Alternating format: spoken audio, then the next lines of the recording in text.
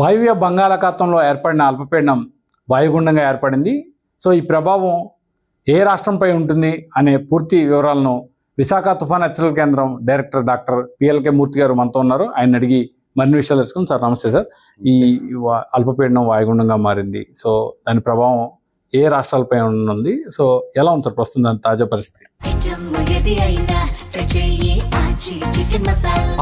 Chicken masala పశ్చిమ బెంగాల్ తీరానికి ఆనుకున్న ప్రాంతాల్లో నిన్నటి వాయుగుండం ఈరోజు ఉదయం 5:30 గంటలకు అది తీవ్ర వాయుగుండంగా బలపడింది. అదే ప్రాంతంలో. సో ప్రస్తుతానికి అది చాలా నెమ్మదిగా కదులుతూ ఉత్తర దిశగా కదులుతూ ఉంది. మరియు మరికొద్ది గంటల్లో, అంటే 4 నుంచి 5 గంటల్లో, 5-6 గంటల్లో అది బాలాసూర్ మరియు క్యానింగ్ తీర ప్రాంతాల మధ్యన తీరం దాటే అవకాశం ఉంది. మరియు ఇప్పుడు మనకి ఋతుపవన ద్రోణికి చూస్తే మనకి బికనేర్, గ్వాలియర్ మరియు వాటి మీదుగా మనకి ఈ వాయుగుండం సెంటర్ వరకు విస్తరించి ఉంది.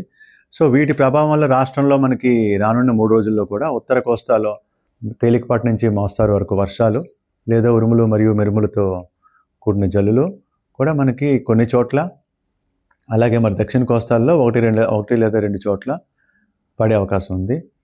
ఉత్తర కోస్తాలో మరి ఈదురుగాలుల సంగతి చూస్తే ఇప్పుడు మనం ఈదురుగాలులు గంటకు 50 నుండి 60, గరిష్టంగా 70 కిలోమీటర్ల వేగంతో వీచే అవకాశం ఉంది.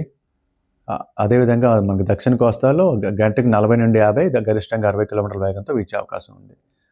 మత్స్యకారులకు ముఖ్యంగా ఈరోజు, రేపు, ఎల్లుండా కూడా ఉత్తర కోస్తా మరియు దానికి ఆనుకున్న దక్షిణ కోస్తా తీర ప్రాంతాల్లో చేపలు పట్టడానికి వెళ్ళొద్దని సూచన. సార్ ఇది ఈ తీవ్ర వాయుగుండంగా ఏర్పడే అవకాశం ఉందంటారా? మీరు ఇప్పుడు దాకా ఉన్న మీ ప్రిడిక్షన్స్ ఏముంటాయి? ఇది ఆల్రెడీ ఇప్పుడు మనకి తీవ్ర వాయుగుండంగానే మారింది. ఇది మరింత బలపడే అవకాశం అయితే లేదు, కానీ ఇది మరికొద్ది గంటల్లో అది తీరాన్ని దాటుతుంది. తీరం దాటినప్పుడు ఏ ప్రాంతాల ప్రజలు ముఖ్యంగా అప్రమత్తంగా ఉండాలని మీరు సూచిస్తున్నారు? తీరం దాటుతున్నప్పుడు అంటే మనకి చెప్పాను కదా, ఇప్పుడు మనకి వెస్ట్ బెంగాల్ కోస్ట్ నుండి కూడా మనకి ఉత్తర కోస్తా, మన ఉత్తరాంధ్ర కోస్తా మరియు దానికి ఆనుకున్న దక్షిణ కోస్తా ప్రాంతాల వరకు కూడా మనకి అది అలర్ట్గానే ఉండాలి. మత్స్యకారులు ఈ రీజన్లో, ఈ కోస్తా ప్రాంతాల్లో ఎక్కడా కూడా చేపలు పట్టడానికి వెళ్ళకూడదు. వీళ్ళు పోర్టులకు సంబంధించి ఏ హెచ్చరికలు ఇచ్చారు సార్? మన పోర్టుల వరకు వస్తే కూడా చూస్తే మనం కళింగపట్నం నుండి కాకినాడ పోర్టుల వరకు కూడా మనం LC3 వార్నింగ్ ఇవ్వడం జరిగింది. సార్ అంటే మత్స్యకారులు 3 రోజుల వరకు చేపల వేటకు వెళ్ళాలి. నెక్స్ట్ రానున్న 3 రోజుల్లో కూడా చేపలు పట్టడానికి వెళ్ళకూడదు. సో ఈ తీవ్ర వాయుగుండంగా మారిన నేపథ్యంలో రానున్న 3 రోజుల పాటు ఉత్తరాంధ్రలో కొన్ని ప్రాంతాల్లో తేలిక నుంచి మోస్తరు వర్షాలు కురిసే అవకాశం ఉందని వాతావరణ శాఖ అధికారులు చెప్తున్నారు.